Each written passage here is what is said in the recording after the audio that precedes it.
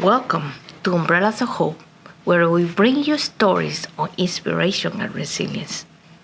Today, we had the privilege of introducing to you a Jeffrey Hall, a Navy veteran and the owner of Safety Net Solutions. With unwavering determination, Jeff aimed to build out his company, driven by his passion for making a positive impact. Supported by his dedicated team and his mentor Ross, they share a deep commitment to giving back through extensive military and community service. Join us as we uncover Jeff's journey of hope and transformation, proving that with perseverance and a heart for service, one can truly create a brighter future.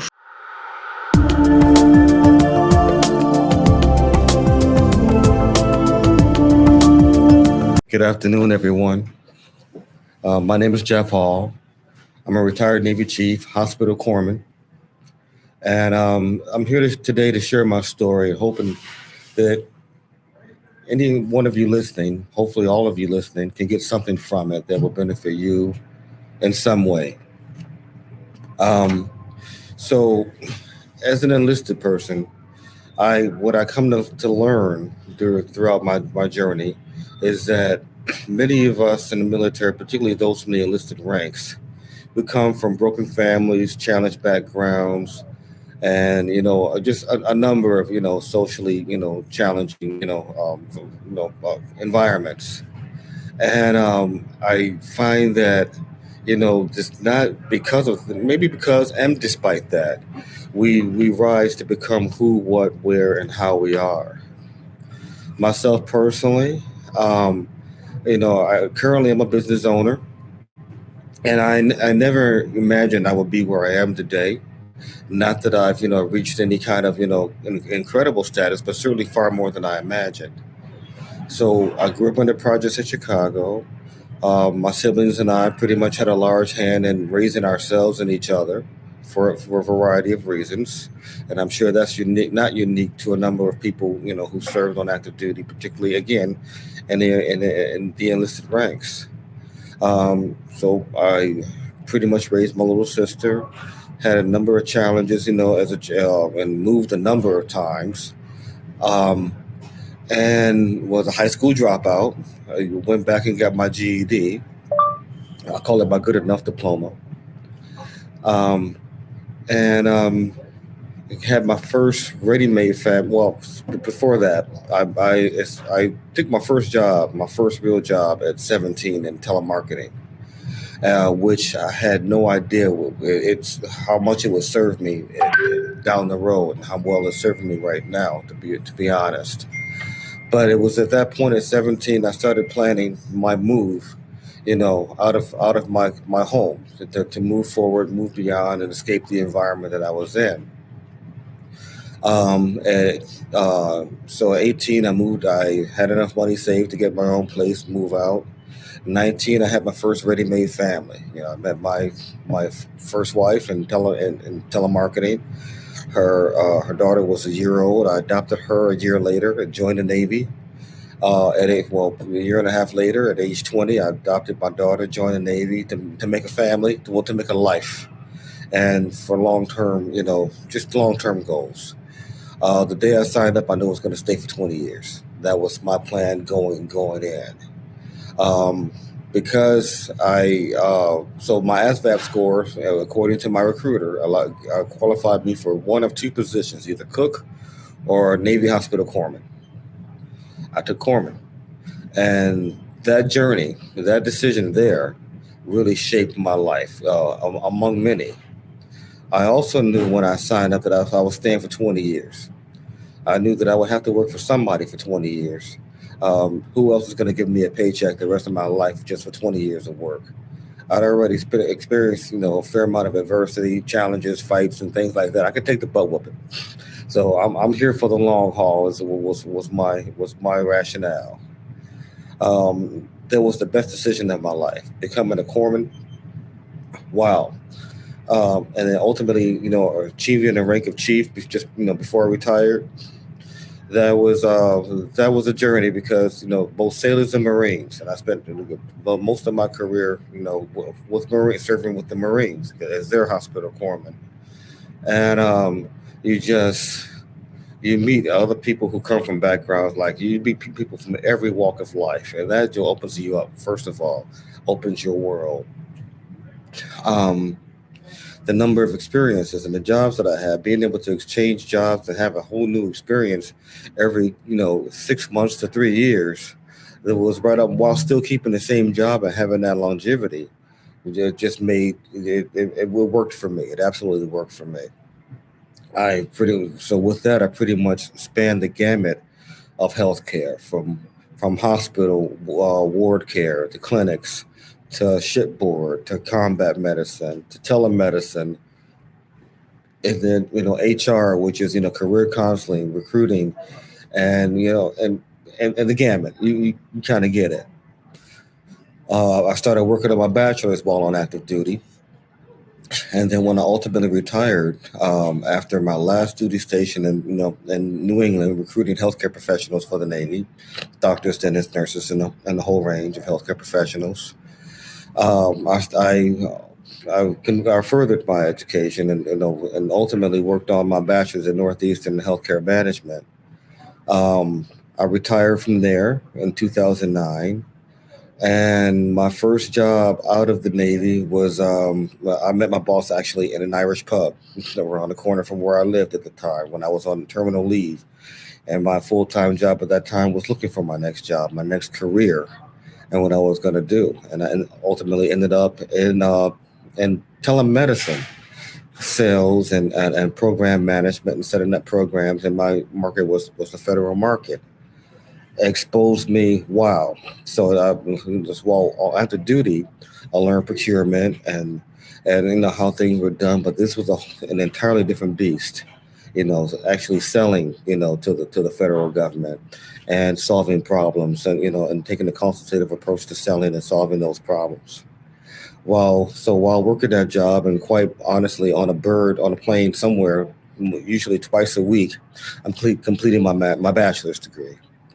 And then what I learned while there inspired me so much, and just I just loved what I was doing. And I sat in an open house for master's programs at the same school, Northeastern, and learned about health informatics. And said, "Oh wow, this is it. This is the thing. This is what I'm doing right now. This is what it was going to change the world." And so I did. I went for that program. By this time, and I know I'm fast forwarding quite a bit, but by this time I was on my fourth marriage, and that was not going well, and I found myself derailed. And but what I learned was that yeah, again, going back to where we come from, many of us on active duty, we're probably 1% of the population who serve, and especially those who served in high operational tempo environments. Everything you do is, I call it, kind of high octane, and it's in the preparation for the inevitability of war or some kind of combat or conflict. And you go from that, and every day you're just kind of amped. Even though recruiting, it's high tempo, and then to go from that to go to now you're out. Now you're civilian, and it's like going from 1,000 miles an hour and slamming the brakes and going to zero. And what do you do? What do you do with all the excess energy and all that excess drive? And now, because it feels like now you're moving in slow motion, even though it's a fast paced environment for most, it's not for you. And I noticed my other brothers and sisters around me who also exited active duty. They found it hard to transition, even then they can go into their dream jobs, but still it's just something that's vastly different to prepare for. And while I acknowledge that Uncle Sam is great at providing all our needs while we're on active duty, we know when to eat, when to sleep, when to take our bio breaks, and we know when we're getting paid. There's so many things we don't have to think about that now we suddenly find ourselves having to figure out. And the transition assistance program, TAP for some branches, is just it's not enough. And then so we find ourselves engaging. Well, I'll speak for myself, but many of us have found ourselves engaging in risky behavior, abusing alcohol and other substances, and just to kind of recreate or replace that rush that we're used to having. And if we don't find balance, we can it's not hard to succumb to it. And I've seen many of our brothers and sisters succumb to it just by not knowing how to adapt. Um, so I guess I had the benefit, you may want to call it, I don't know, of having basically a lifetime of different types of adversities that I haven't really had the time or the luxury of slowing down to really consider them. And I think I feel kind of blessed for that because I just had to keep going. But there's also a lot to be said for having that time and space to be able to slow down long enough to consider where you're at, so you don't continue the same behaviors and patterns, and then you're able to move forward in a productive way. So I left that job, left that marriage, and found myself lost for a while. But there's something in all of us, particularly those of us who serve, that we're prepared for things that most people, in my humble opinion, in society are not prepared for. And for example, a 40-hour course that most people would experience maybe in a 3 month period, we have 1 week, we have 5 days, to pump and dump. So we're conditioned to go, several days without sleep to make the mission happen. And without using substances, using pure adrenaline and caffeine. No shortage of coffee being poured. Um, but my background before the Navy, my time in the Navy, and all the experiences and learning leadership from some very solid leaders who just really helped shape me into the human that I am today. Um, the my of course my formal education, my experience, and my employment history following the Navy had all ultimately led me to where I am, and I was introduced by a mutual friend to my current dear friend and business partner, and from whom, and my predecessor from whom I just bought the company that I now own. It's just, if one of those components from my past had been missing, even the divorces and the other things that, if one of those components were missing, I can't say that I'd be where I am right now. Um, so I learned that embracing my experiences, no matter how painful, looking at them, embracing them, and taking the experiences, and looking for the lessons in each one of them. It's really, it's worth doing. It can be painful, it can be tough, it can be hard. It's hard to look at yourself and and see, it really can be to take that hard, deep, close look at yourself and see, why you're making the decisions that you're making, why you find yourself in familiar patterns, which I often have. Risk taking behavior, choices in partners. I think a number of us, if not all of us, have experienced some of these challenges. But I do think that, finding someone you can connect with is either on the same path you're on, or where you're headed, or they're already there. I think that's helpful. I can't speak for every VA, but but the VA healthcare system that I use, especially being able to having the healthcare background that I have and knowing how to advocate for myself, has proven very beneficial to me.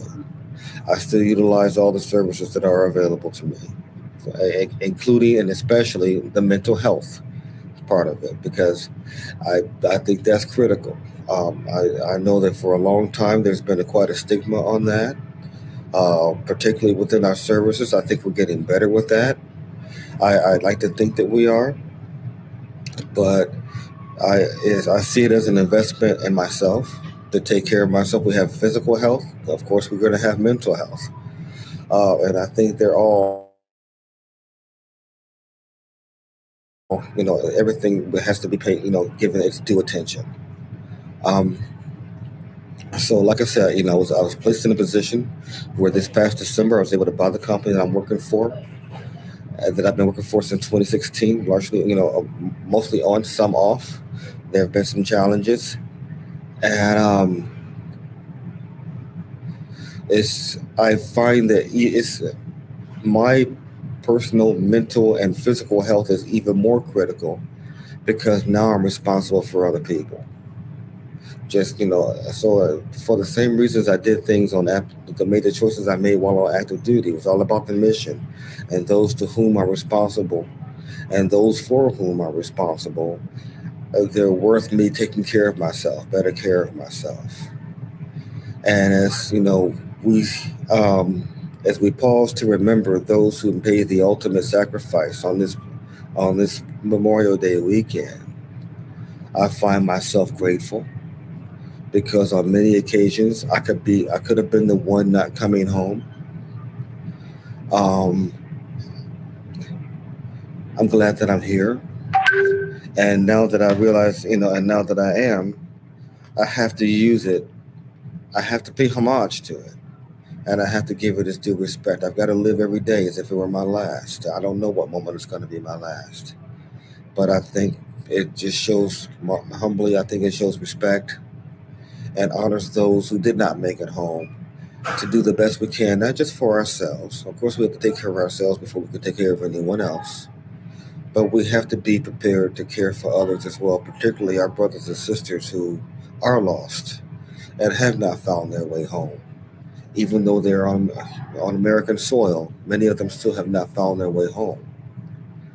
And those are the people I think about, particularly on this weekend.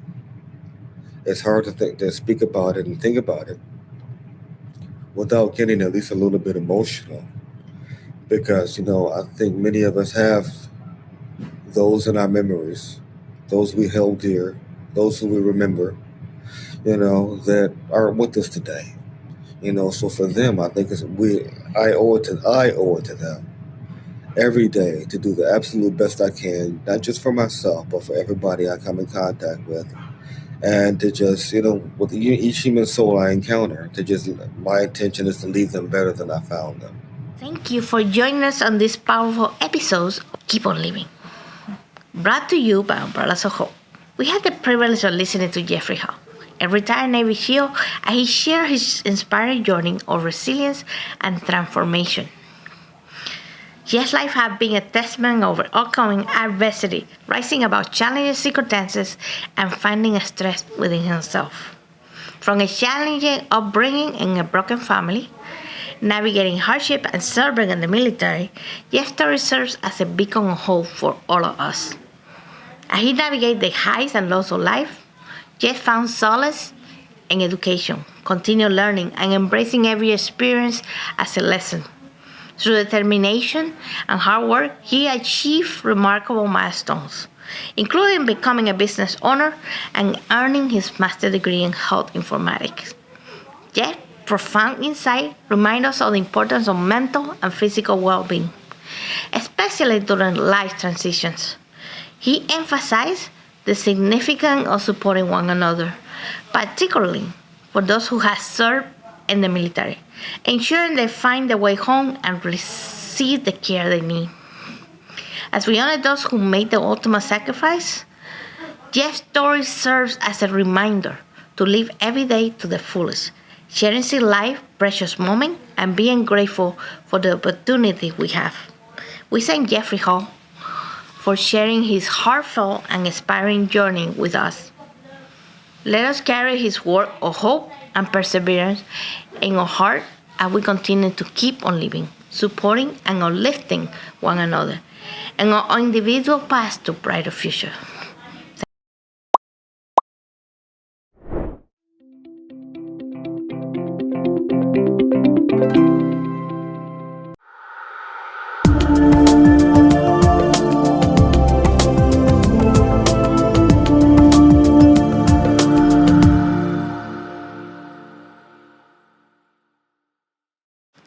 Hello, amazing viewers. Your support is invaluable. Your like, shares, and engagement has channeled into a vibrant community, and we're deeply grateful. Thank you. If you have been enjoying our content and want to see more, there's a simple way to support us. Hit that big red subscribe button below this video. Subscribing not only keeps you updated on our latest release, but also shows your appreciation for what we do. And some exciting news, our next promo, it reveals fantastic products we have crafted with you in mind. From exclusive merchandise to cutting-edge tools, we got it all. By purchasing a product, you become a part of our mission to deliver valuable content and take this community to new heights. Every purchase helps us invest in better equipment, expand our team, and explore new possibilities. These products are just things that you own. They are a symbol of your support and love for what we do. So stay tuned for the next video. Check the links below and grab what catches your eye. Let's embark on this journey together. Thank you for inspiring us. You turn this channel into a community, not just a platform. So let's continue to create and soar together. Stay tuned for more.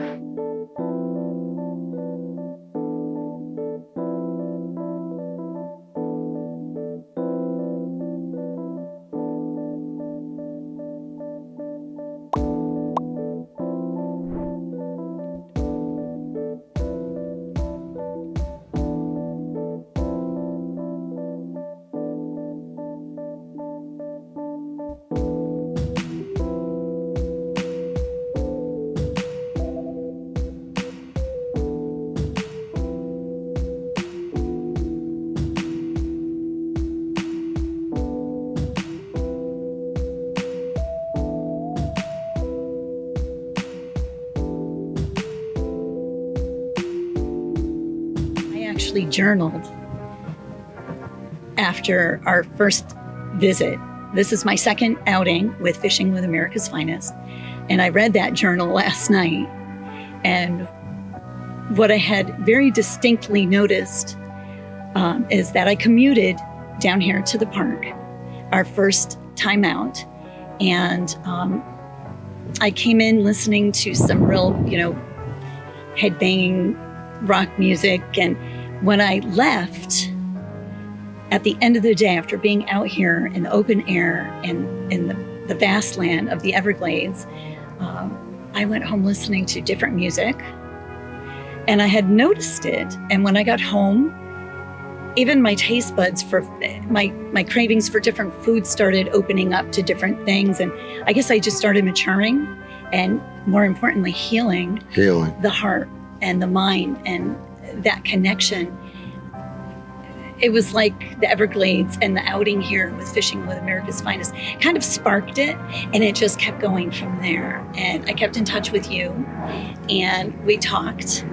And I don't know if in a past life you're obviously, quite obviously in this life, a healer of sorts, and you are in the absolute right spot dealing with people that definitely benefit. I know I did. And it started with just one outing to the Everglades with you, with Fishing with America's Finest. As a female veteran, how did it affect you? It was profound.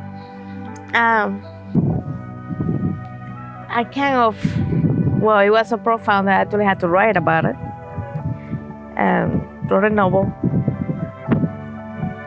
And it just stayed on my mind because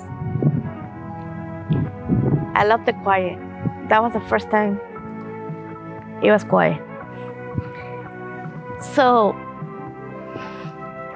it gave me peace for a little bit. And I miss it. It gives me peace every time I come out here. Mm-hmm. It never gets old. It's what's so amazing about being out here. I don't even know the number of the trips that I've made in my lifetime to the Everglades. And each and every time it moves me. Yeah. It's, you know, there's so many things.